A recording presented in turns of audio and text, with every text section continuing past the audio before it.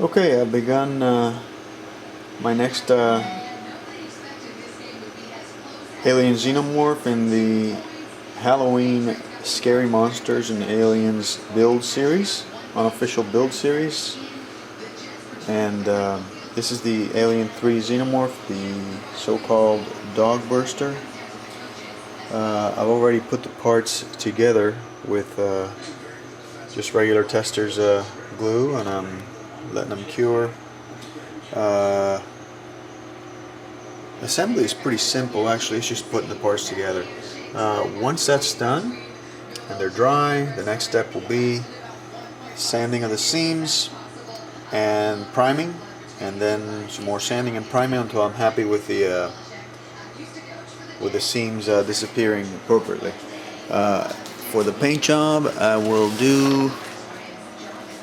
follow this image that's provided in the kit. I think it's pretty cool. It's similar to my Alien 4 resin kit, but a little lighter, and it has some really neat details on the black along the body and the surface, and some stuff you could do with pinstriping. As you can see, I'm hoping I can get these details down. So stay tuned. Talk to you later. Alright, I'm back, continuing with my Alien 3 Dog Burster Xenomorph. I have glued all the parts together and sanded the seams with 320 grit sandpaper. This is I sanded on bare plastic. This is a technique I learned from Boyd before applying anything. After the parts were glued, I went ahead and just on bare plastic I sanded, and it's a technique that is very effective in hiding most of the seam. It evens out the surfaces, and I think the friction itself tends to melt the plastic and bond it, because in some areas, for instance right here, there was a seam right there, and it's become almost imperceptible just with simple sanding. I think they do meld together. It's extremely effective. Here's another area that the pieces of plastic actually melt and go into the seam, filling it in. Wherever there's this actually feels pretty smooth. Wherever there's a gap, I'll put some putty and I'll resand. I'll then primer and then resand again, and so on and so on and so forth until the seam disappears. This is the head. There was a seam back here. It is pretty much gone. You can see the line, but that's non-palpable anymore. It's very smooth. This, I sanded off the ledge there, and using my scribing tool I went ahead and I connected the lines to give it more of an appearance of a natural continuity of that surface. This is smooth as silk here where the seam is. It's almost completely disappeared. On the face, I went ahead and sanded here and here, left the tooth, the little seam between the teeth in, because it looks natural, so I don't have to worry about it. And my next step now is I'll primer, and wherever there's a seam still left, I'll resand. If necessary, I'll apply some putty. There were a couple of areas that I had to apply putty. There was a small gap here that's been sanded away. There was also, let me see if we can find it here, one of the legs, I believe. Was it one of the legs? I can't. No, there's another spot where I used some putty, but for the most part it was just sanding with 320 grit. Anyway, that's my progress. I'll continue to keep you updated. Take it easy. Okay, just a brief observation. I've begun my priming, and I wanted to show you guys under the sun. This is the right leg, and it's definitely true that the primer brings out defects and stuff. Look at the front of this thigh. It's flawless. The seam has disappeared completely. There was a seam along the center of it. It is now gone. But look at the back. For the most part, it also looks flawless, but notice that there's a small spot right there Now that I will resand, perhaps use a tiny amount of putty and then reprimer to make it disappear. This is an example of how sanding pre-primer and then primering and sanding again makes it disappear completely. Look at the quality of what this sanding does. There was a seam down the center of that thing. It's gone. And for the most part, it's gone everywhere else. So the technique works very well. Anyway. Talk to you soon. Okay, moving on. I have completed practically all of the assembly of the Alien 3 Xenomorph. The arms were kind of a pain. They don't quite fit. As you can see, there's some small gaps in the front. I tried to get rid of them by compressing it, but there's really no way of clamping this thing effectively. With any kind of clamp, you really have to hold it with your hand, and Tester's glue just does not dry very quickly, so I've just accepted those small gaps. I'll fix them with some putty after everything is dry. The seams are beautifully gone. They've disappeared. I really worked hard on them. You can't really see them anymore. This is the base, primered. The head, as you can see, zero seams. They are beautifully gone. Look at that. The sanding technique really does work. Let's see if I can get this thing to focus so you guys can see it. And here's a tail with the tip glued and drying. So, coming along. I'll glue the tail and the head when they're ready. The carapace is still transparent. I'm probably going to use some kind of translucent paint on that to get it to shine, and we'll go from there. Okay. Alright, so here he is assembled. I'm holding him in place. He's not glued to the base yet. Now comes the painting, and that's usually a very fun part for me. I love it.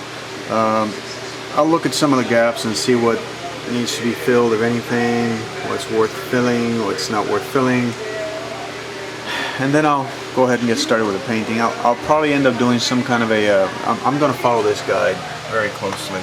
This is going to be similar to my Alien 4 resin kit, but a little lighter, and the black patterns are going to be different. I'm probably going to do some kind of an oil wash to achieve, oh, this glare is terrible, to achieve the black spots on that picture, but we'll see. Okay, stay tuned. Okay, so I decided I really like the color suggestion on the insert that's included with the kit. I like this color. It's sort of a more brownish, lighter version of the color I chose for my Alien 4 resin kit, so I'm going to go with it, and there's a lot of neat staining that I can do with it, so I figure this is sort of like a burnt sienna. So after some research, I went ahead and I mixed it up as I found on the web. Basically, you make orange by mixing red and yellow, and then you add drops of blue, a couple of drops at a time, until you reach the brownness that you want. And I think I'm fairly close with it. It doesn't have to be exact, but I like this color. It's it looks a little more orange on the camera than it is. It's actually a little bit more browny. Sort of like a diarrhea color, which is what I was looking for.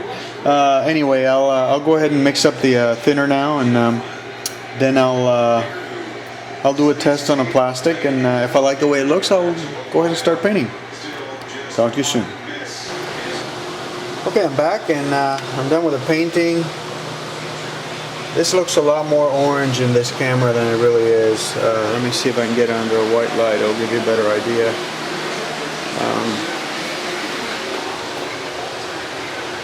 That's a little better. It's in person, it's great, trust me. I don't know why this camera does that. Anyway, it's very close to the reference picture, I've painted the carapace of the head the same way after primering. And next I will take some of the oil paints and create all those patterns by doing sort of an oil wash. Utilizing blacks and engine grease. I'll just come up with something, and I think it'll be a lot of fun. So come back soon. Alright, I'm back, and I've completed the staining, well, the painting and the staining with the oils. Let me just show you a little bit.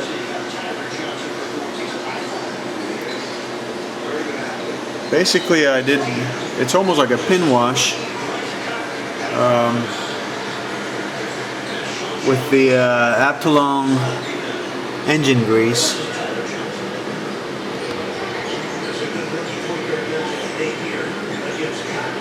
The 502 Aptalong, and I painted his teeth. Not the most impressive teeth on a Xenoform kit that I've seen, but that's okay. Painted him silver. So he's all stained up. But the thing about oil paints is they take longer to dry, so I'm probably going to have to let it dry till tomorrow. This carapace I haven't painted yet, other than the base color. If I want to do, as the drawing says, I'm going to have to lay it on the Xenomorph, mask off the teeth, and use the airbrush to achieve those feathery black colors and darkness on the forehead there, as well as try and hit some of those stainings on the sides. I may do that with the oils or with the black. I don't know. We'll see. But for now, I'm very happy with the way it looks. I think it comes close to what the representation here is, which is what I wanted. Now, while I let it dry until tomorrow, I will work on the base. And the base, although the representation is black, this thing has a lot of texture to it, so it might be interesting to try some variations on it, and also try some staining with some of the oils to see what we could do, make it dirty. Should be fun. Anyway, that's it for now. I'll be back. Okay, I'm back, and as you can see, I have Xenomorphs scurrying along the floor of my office here. Actually, I've got them leaning against the wall to dry, because these oil colors and the thinner take longer to dry. This one, in fact, taking longer than usual. I also had to re-glue one of the legs. It fell off. I used CA glue this time. I don't know why it did that. It seemed that it was dry, but at any rate, he's leaning up against the wall, just waiting. Here's the carapace, which I've painted the same color. And I will be doing the combination coloration that you see in the guide here. This really cool blackened forehead, which goes all the way down to the lip. But in order to do that, I'm going to have to do some masking down here, and I don't dare do that until the oil paints are dry. That might take another 24 hours or so. So I'm just going to let it sit there and dry. But the staining came out pretty good, as I showed you on the previous segment. He looks nice and dirty, like he's been rolling around in the ventilation ducts and through the grease, and you know, as you would expect a Xenomorph that's hiding in a prison colony to look, which is what I was going for. Now, as far as the base, what I did was I combined some flat black with a couple of drops of white to lighten it just a little bit, and a couple of drops of silver to give it a shinier quality, and I painted the base black. And then using stains, oil color stains, again the Aptalung stuff. I used light rust, mud, and industrial earth, and I slightly stained the tops to give it a dirty floor appearance, and I think I got it. I like the way it looks. So that'll be my base, and I'm going to let that dry. Anyway, it's moving right along. Hopefully the next day or so I can finish it. The only thing holding me up is the fact that it's not dry yet. Talk to you later.